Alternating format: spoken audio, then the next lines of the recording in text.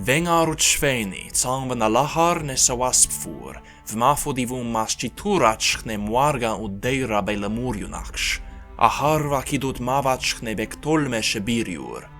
Shek Edun Shet Skumach ut Vracht Kebkidut Schnirut San Luhra ut Vakidut.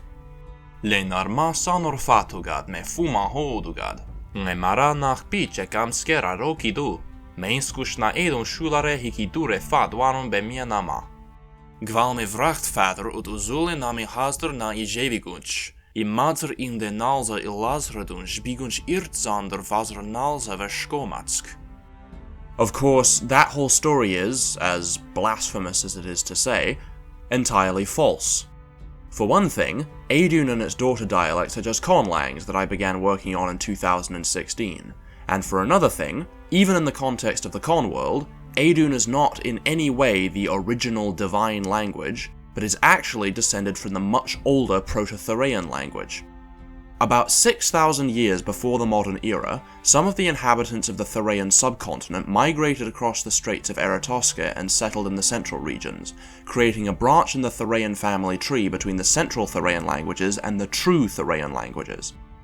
After the founding of the First Empire of the Sun, the classical Adun dialect became standard, and after the empire collapsed and reconsolidated, classical Adun fractured into Imperial Adun, or Olazradun, and a myriad of lower-class dialects collectively referred to simply as Adun, which, to avoid confusion, I will be referring to as modern Adun from here on, and when I say Adun, I'm referring to the Adun subfamily as a whole.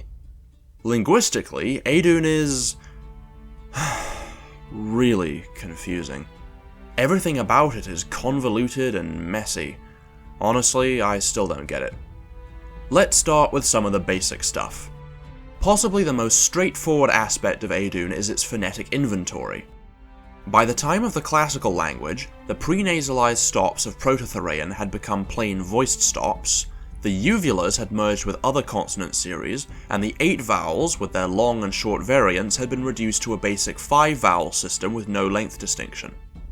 Despite its relatively prosaic inventory, pronouncing Adun is far from easy, as its phonotactics allow for some pretty impenetrable consonant clusters. Olazradun has a similar degree of syllable complexity to the classical language, throwing in some extra voice fricatives and syllabic resonance for good measure. But modern Adun is notable for its development of tone. Voiceless fricatives were lost in coda positions, leaving behind a low tone in the preceding vowel, while the loss of coda voiceless stops resulted in a high tone, creating a 3-tone system. In classical Adun, any vowel following a nasal is slightly nasalized, while a vowel preceding a nasal coda is heavily nasalized. Nasal vowels became phonemic in Olazradun, while in modern Adun, nasal harmony developed, so that a nasal vowel will progressively spread its nasality to all following vowels within a word, though this is blocked by stops, affricates, and consonant clusters. And then of course there's a huge amount of consonant mutation and phonological irregularities, which becomes a real problem in the writing system.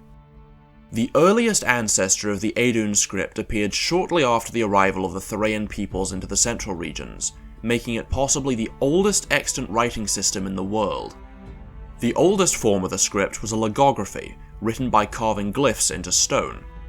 However, the logograph soon came to be used more flexibly, sometimes as determinatives to hint at a word's meaning, and sometimes as rebus characters to hint at a word's pronunciation, which was usually done by using a rebus character that shares the initial consonant and vowel of the word's first syllable, or by using a rebus character that rhymes with the final syllable.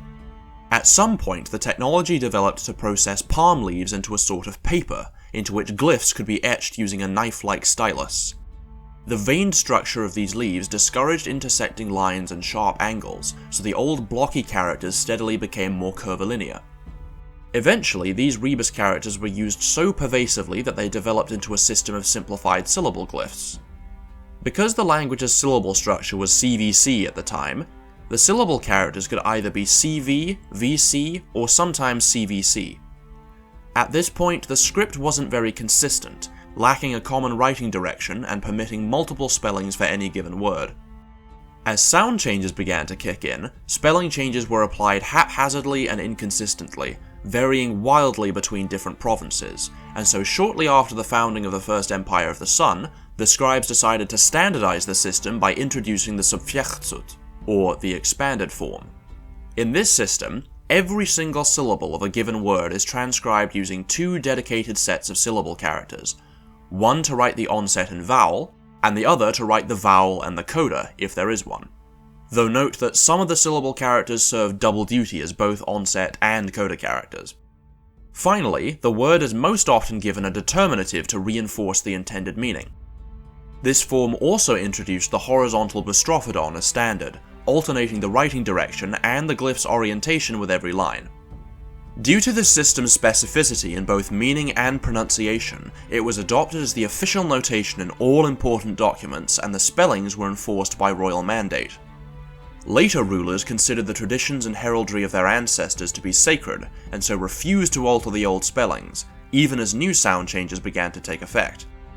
Cut to 1,000 years later, when rampant sound changes have wrought havoc on Eidun's phonology, while the writing system remains untouched, resulting in one of the most fiendishly difficult spelling systems in the history of the world. One of the main sources of difficulty is that, while Proto-Thracian had 8 vowels with long and short versions of each, Eidun only has 5 vowels with no contrastive length, meaning every vowel has multiple symbols to represent it, and the vowel changes that have taken place since the script was standardized mean that the vast majority of the time, the vowel is basically impossible to predict from the syllable character. For instance, in classical Eidun, the vowel that used to be pronounced y is now most often pronounced u, but in syllables that used to be stressed, it's now pronounced u, or sometimes ju, unless the vowel used to be long, in which case it's pronounced e, or sometimes e, or occasionally a. And that's just the readings for one symbol. In other cases, rather than having multiple readings for one symbol, multiple symbols will have the same reading, like how any of these symbols might be pronounced e, depending on etymology and phonetic environment. But the hardest thing about the vowels is that the increase in syllable complexity from Proto-Thracian to Classical Eidun involved a whole lot of vowel loss. So most of the time, the syllable characters actually just stand for individual consonants, so any given single consonant will have as many as 16 different glyphs to represent it. On the other hand, some consonants don't have any dedicated glyphs at all. The voiced fricatives v and j didn't exist in Proto-Thracian, but evolved later from various vowel mutations, so now certain syllable characters will sometimes spontaneously develop an unwritten v or j. Speaking of consonants, terrible things happen to Proto-Thracian's uvula series. In the ancient Eidun syllabary, this glyph was pronounced ngahi, with a prenasalized uvula stop, but can also be used for the onset character for the syllable nga. But in classical Eidun, the old word ngahi is now pronounced ve, while its syllable character, even setting aside vowel changes, can stand for the syllables ga, ka, cha, ha, ja, ra, wa, or va. And that's just the situation in classical Eidun. It gets even worse in Ulasrudun, where the syllabic resonants mean that the syllable characters are even less likely to have a vowel following them. As for modern Eidun, at the time of the Empire of the Sun, the vast majority of speakers were illiterate anyway, since only the scholars and nobles could afford to spend decades learning how the script worked. This actually ended up working in the nobles' favour because it reinforced the divide between the upper and lower class, which is one of the main reasons why Ulasrudun and modern Eidun diverged as much as they did. Unfortunately though, the difficulty of Eidun's script is matched by the complexity of its grammar, which includes head marking, polypersonal agreement, and split ergativity. Again, we'll start with the simple stuff. For the most part, nouns are pretty straightforward. The only inflection that nouns routinely take is plural marking. There are 2 main plural suffixes, one specifically for human nouns, and one for everything else. The only tricky thing is that in classical Eidun, the non-human plural marker actually has 6 different forms, since word final vowels were lost, and so now they only surface in the plural. In Ulasrudun, this isn't much of a problem, since more often than not, the final R replaces the preceding vowel, although an R following a nasal becomes D. Like most Thracian languages, Eidun classes nouns as either animate or inanimate, which isn't marked on the noun itself, but rather on the article that follows it. The only exception to this are pronouns, which are also the only nouns that inflect for case. The case system used to be much more prominent, but by the time of classical Eidun, there are only 6 cases left. Because ergativity is split along aspect, the ergative is only used when the pronoun is the subject of a transitive verb in the past tense, while the nominative marks the subject in all other circumstances, as well as marking the direct objects of past tense transitive verbs, while the accusative marks the pronoun as the direct object of a verb in the non-past tenses. While there is a genitive pronoun, the third person forms are only used if the possessor isn't explicitly mentioned in the phrase.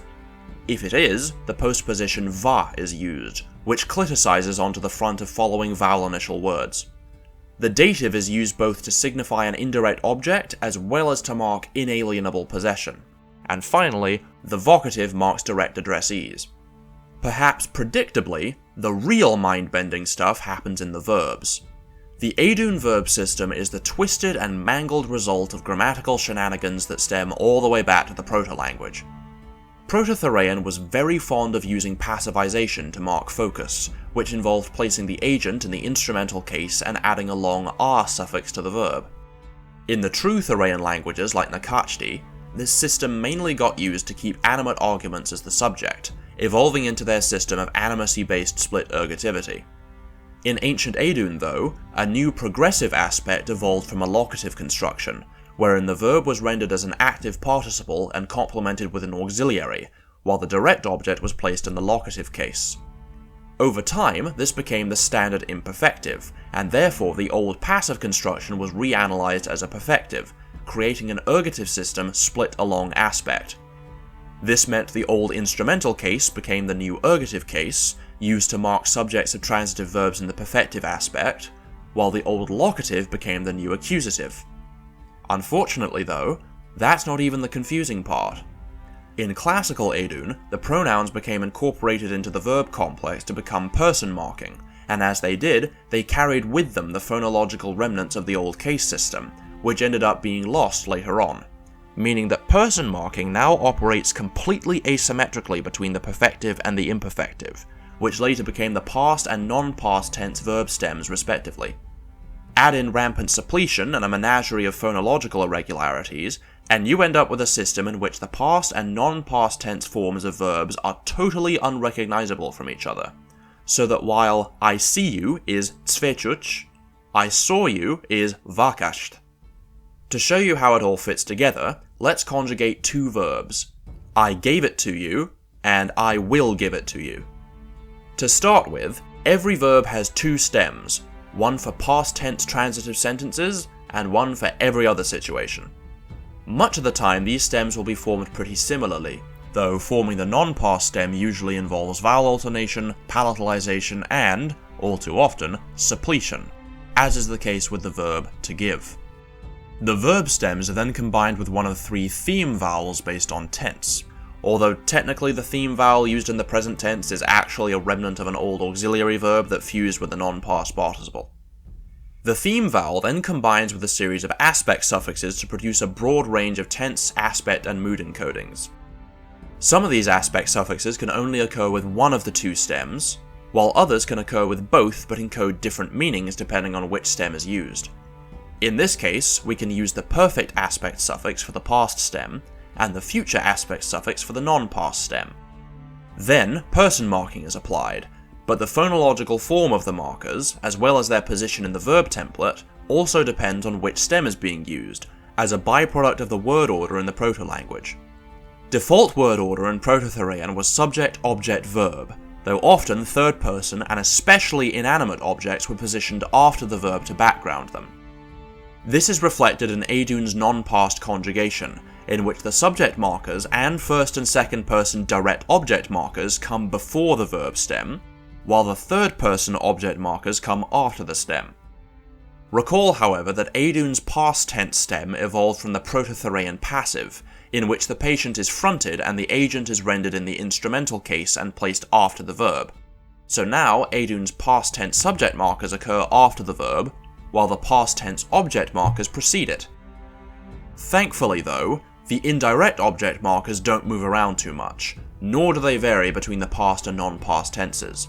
Although in this particular case, the second-person indirect object marker allies with the non-past subject/direct object marker, and in the past stem the voiced affricate causes a V to appear in the indirect object prefix, while the initial M of the reduced non-past stem causes nasalization of the preceding vowel, giving us the final forms Jovgekracht, I gave it to you, and Jonshif, I will give it to you. If you want to go even further than that, there are also a number of additional affixes for things such as modality, valency, and formality. A feature Adun has in common with most Thracian languages is the existence of a negative and interrogative auxiliary. These auxiliaries take all person marking and tense and aspect information, while the lexical verb is rendered as a participle. However, both of these auxiliaries also have an adjectival form that can be applied to any word within the sentence for purposes of focus. Most adjectives in Adun descend directly from Proto-Thracian stative verbs and are functionally indistinguishable from other verbs. However, in ancient Adun, a new wave of adjectives were added to the lexicon that were derived from noun roots, which are most often required to take a copula as a suffix. Speaking of adjectives, allow me to introduce you to ut, an incredibly useful little particle. Ostensibly, ut is the definite article for inanimate nouns, but it has many, many uses beyond that. Basically, it nominalizes anything that comes before it, whether it's an adjective, a verb, or even an entire phrase, which may then be placed before a noun to serve as a relative clause. In fact, ut is used so frequently that it's become suffixed to verb roots to form the gerund. As mentioned before, Proto-Thracian was mostly SOV, but classical Adun switched to predominantly SVO when the case system was lost. In all other ways, syntax is head final, so adjectives, possessors, and relative clauses all precede the nouns they modify. Adun is very fond of compounding and noun incorporation, and in such cases, the incorporated element always comes first. Adun is replete with derivational strategies, though many of these weren't productive after classical Adun, and the semantic drift that followed has made some of these derivations a lot less transparent in later dialects. For example, one of the nominalizing affixes in modern Adun turns a verb root into an agent noun, and another creates the instrument used to enact the verb. So if we take the word ngwal, meaning teacher or chaperone, the corresponding instrumental noun, ngware, would mean an instrument for teaching. So you'd think it might mean something like a lesson or a textbook or something, but nope, it means steering wheel. Why? Well, the original verb back in classical Adun actually meant to strike or to beat, and the instrumental noun therefore meant a tool for striking, specifically a whip or a scourge. As time went on though, the word for strike ameliorated in sense to mean to discipline, since servants are disciplined by being beaten, and therefore in a sense instructed in proper etiquette. And this relationship was then metaphorically extended to masters and their pupils, so eventually, ngwal came to refer to anyone who oversees a body of disciples, like a teacher.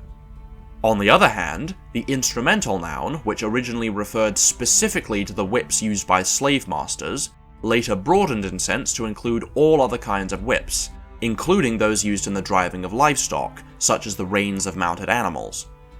Then, with the invention of motor vehicles, the steering wheel was conceptualized as the reins of the vehicle, and so the old word was carried over.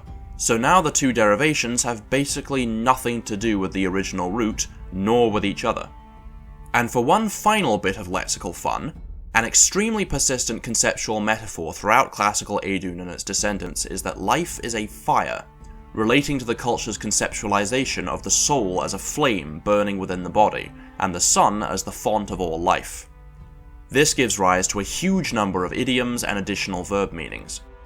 The standard verb used to describe a child's conception is chtariut, which literally means to ignite or to set fire to, which admittedly does not translate very well into English. A common way of saying that you're doing well is to say kazvagtachchuch, literally I'm burning bright, whereas if you're not doing well, you might use the verb chtadvut, meaning to flicker or to smolder, and the polite way of saying that someone has died, something of an equivalent to the English phrase to pass away, is the verb reliut, meaning to be extinguished. There are many other peculiarities of the language, but I think I'll leave it there for now. Until next time, Gzamosh Kharbukut Kheb.